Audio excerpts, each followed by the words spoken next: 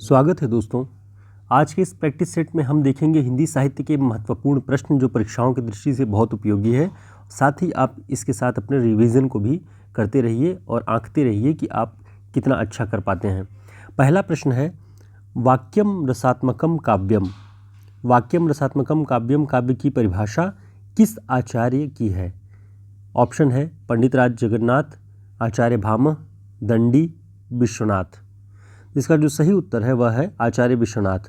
वाक्यम रसात्मकम काव्यम आचार्य विश्वनाथ जी की पंक्ति है।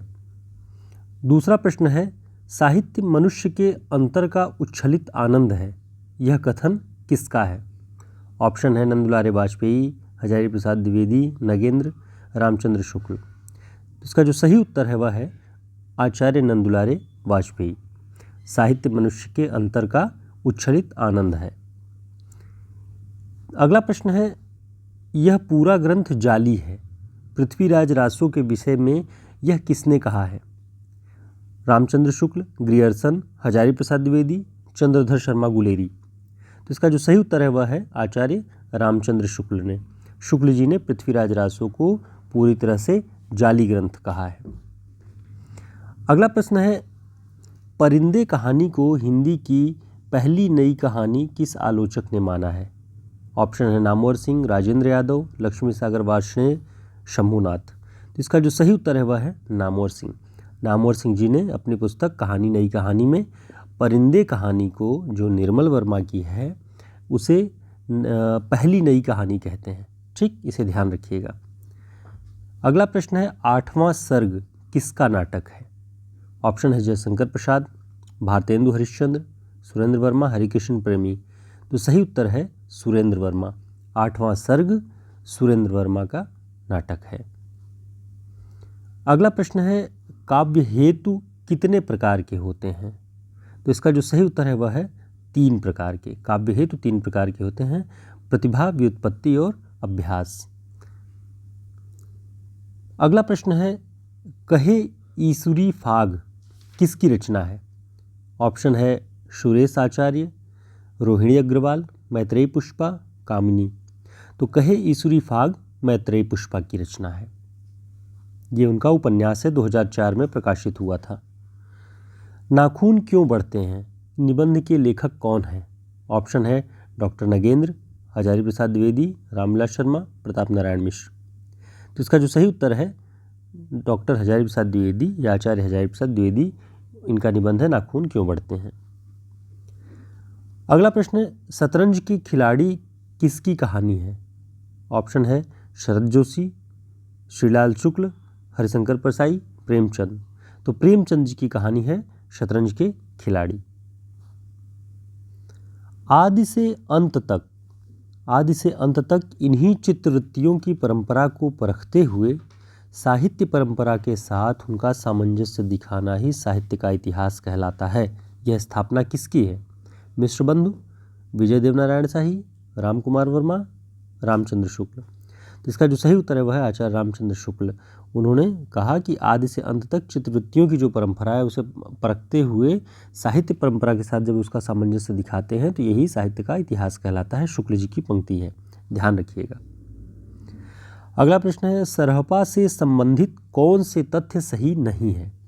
ऑप्शन है वे सिद्ध साहित्य के प्रारंभकर्ता थे, दोहा कोश उनकी रचना है, उनकी भाषा सर्वत्र सीधी और सरल मानी जाती है, उन्होंने अंतः साधना पर जोर देते हुए पंडितों को फटकार लगाई है।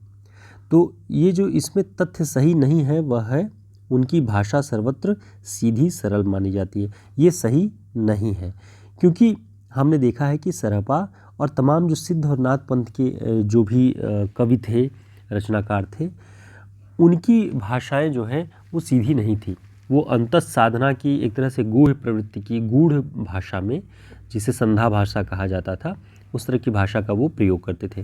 दोस्तों, चैनल को सब्सक्राइब कर लीजिएगा और वीडियो को लाइक कर दीजिएगा ताकि हमें पता चल सके कि आप हमारे प्रयास को कितना बेहतर तरीके से समझ रहे हैं। जो भी आपकी राय हो आप ज़रूर बताएं। और आप अगर नोट्स चाहते हैं तो हिंदी साहित्य के शॉर्ट नोट्स उपलब्ध हैं, आप बेहतर तरीके से तैयारी कर सकते हैं। उससे हमारे व्हाट्सएप नंबर पर संपर्क कर सकते हैं और डिस्क्रिप्शन बॉक्स में ऑर्डर का लिंक भी है, आप ऑर्डर भी कर सकते हैं। अगला प्रश्न है, कामायनी के दर्शन का केंद्रीय आधार क्या है? तो उस कामायनी का जो दर्शन है वो क्या है? प्रत्यभिज्ञा दर्शन है, ध्यान रखिएगा। अगला प्रश्न है, राम की शक्ति पूजा कविता मूलतः किस संकलन में है? तो निराला की ये कविता उनके किस संकलन में है? तो उसका जो सही उत्तर है अनामिका। अनामिका में ही संकलित है राम की शक्ति पूजा। डॉक्टर रामविलास शर्मा ने राम की शक्ति पूजा में किन दो कविताओं का सार तत्व माना है? तो इसका जो सही उत्तर है वह है तुलसीदास व सरोज स्मृति।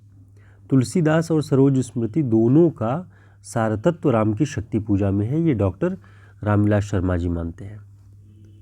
अगला प्रश्न है, भ्रमर गीत सूर सागर के भीतर एक सार रत्न है, यह कथन किसका है? यह कथन आचार्य रामचंद्र शुक्ल जी का है। भ्रमर गीत सूर सागर के भीतर का एक सार रत्न है। अगला प्रश्न है, भ्रमर गीत प्रसंग का प्रतिपाद्य क्या है? यानी उसका जो एक कारण होता है वो क्या है भ्रमर गीत प्रसंग का? वात्सल्य रस का चित्रण, गोपियों का विरह वर्णन, सगुण भक्ति की महिमा एवं निर्गुण का खंडन और कृष्ण भक्ति। तो सही उत्तर है सगुण भक्ति की महिमा एवं निर्गुण का खंडन, यही इसका प्रतिपाद्य है।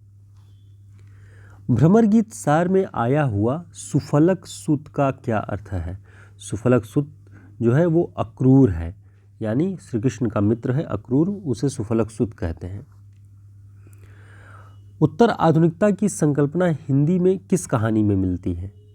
ऑप्शन है वॉरेन हेस्टिंग्स का सांड, ममता, कफन और वापसी। तो इसका सही उत्तर है वॉरेन हेस्टिंग्स का सांड। ये उदय प्रकाश की कहानी है और उत्तर आधुनिकता की अवधारणा पर रचित कहानी है, इस तरह की बात इसके बारे में मानी जाती है। काव्य को प्रकृति की अनुकृति किसने कहा है? अरस्तु, प्लेटो, इलियट, वर्dsworth। सही उत्तर है अरस्तु। अरस्तु ने काव्य को प्रकृति की अनुकृति कहा है और प्लेटो ने प्रकृति की नकल कहा है। ठीक, इसे आपको ध्यान रखना है।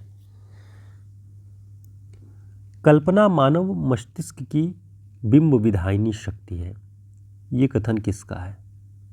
कल्पना मानव मस्तिष्क की बिंब विधायिनी शक्ति है, यह कथन किसका है? कॉलरिज का है। कॉलरिज का कल्पना सिद्धांत है, उसी पर आधारित यह प्रश्न है। कबीर के निर्गुण पंथ का आधार भारतीय वेदांत और सूफियों का प्रेम तत्व है। देखिए ध्यान रखिएगा, कबीर के निर्गुण पंथ का आधार भारतीय वेदांत और सूफियों का प्रेम तत्व है, ये विचार किसका है? आचार्य शुक्ल जी का। इसको कई तरीके से पूछा जा सकता है कि कबीर के निर्गुण पंथ का आधार इनमें से क्या नहीं है या क्या क्या है। तो भारतीय वेदांत और सूफियों से जो प्रेम तत्व उन्होंने लिया वो उनके निर्गुण पंथ का आधार है, शुक्ल जी कहते हैं। ध्यान रखें इस बात को। काव्य को जीवन की आलोचना किसने कहा है? काव्य को जीवन की आलोचना मैथ्यू आर्नल्ड ने कहा है। कला के लिए सिद्धांत का समर्थन किसने किया है? क्रोचे कला के लिए सिद्धांत का समर्थन करते हैं, ध्यान रखें इस बात को। आदिकाल और भक्तिकाल के बीच एक स्वर्णिम कड़ी किसे माना जाता है? एक तरफ आदिकाल शुरू खत्म हो रहा है और भक्तिकाल शुरू हो रहा है, उस बीच में स्वर्णिम कड़ी किसे माना गया है? विद्यापति को। शुक्ल जी के हिंदी साहित्य का इतिहास को जब आप पढ़ेंगे तो विद्यापति, अमीर खुसरो, ये सब जो है फुटकल रचनाओं के अंतर्गत हैं और यहीं से जो है एक स्वर्णिम कड़ी मानी जाते हैं ये आदिकाल और भक्तिकाल के बीच के। अगला प्रश्न है, निर्गुण पंथियों में सबसे अधिक शिक्षित और शास्त्रज्ञ कौन थे? दादू दयाल, धर्मदास, सुंदरदास, कबीरदास। सही उत्तर है सुंदरदास। सुंदरदास निर्गुण पंथियों में सबसे अधिक शिक्षित और शास्त्रज्ञ थे, ध्यान रखिए। अगला प्रश्न है, नागरी लिपि सुधार समिति के संयोजक कौन थे? नागरी लिपि सुधार समिति बनी, उसके संयोजक कौन थे? काका कालेलकर। ठीक, और इस समिति के प्रथम अध्यक्ष बने थे आचार्य नरेंद्र देव। दोनों बातें ध्यान रखिएगा, संयोजक काका कालेलकर और अध्यक्ष जो पहले थे वो आचार्य नरेंद्र देव। सरस्वती कंठाभरण किस रचनाकार का ग्रंथ है? भोज, भामह, वामन, पतंजलि। तो सही उत्तर है भोज। सरस्वती कंठाभरण भोज की रचना है। सूरदास ने अपनी किस रचना के पद के अंत में अपनी वंश परंपरा के बारे में बताया? ये हमने आपको कई बार बताया है कि ये साहित्य लहरी जो उनकी रचना है उसमें अपनी वंश परंपरा के बारे में सबसे अंतिम पद में उन्होंने बताया है। ठीक। कौन सी आत्मकथा हरिवंश राय बच्चन की नहीं है?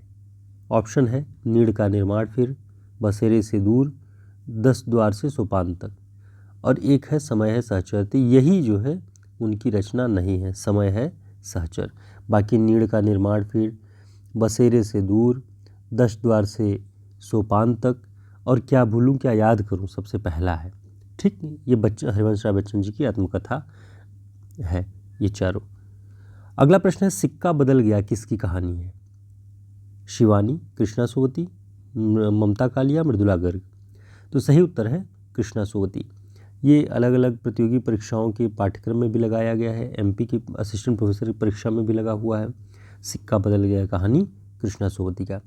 तो मित्रों, हम देख रहे थे हिंदी साहित्य के 30 महत्वपूर्ण प्रश्नों का ये प्रैक्टिस सेट, जो कि आपके एक तरह से तैयारी का टेस्ट। इससे आपको पता चल जाएगा कि कितने प्रश्न आपको आते हैं, कितने प्रश्नों में अभी आपको कन्फ्यूज़न है और आपको और पढ़ने की आवश्यकता है। तो फिर मिलते हैं एक नए वीडियो में, एक नए प्रैक्टिस सेट के साथ, एक नए विषय के साथ। तब तक के लिए नमस्कार।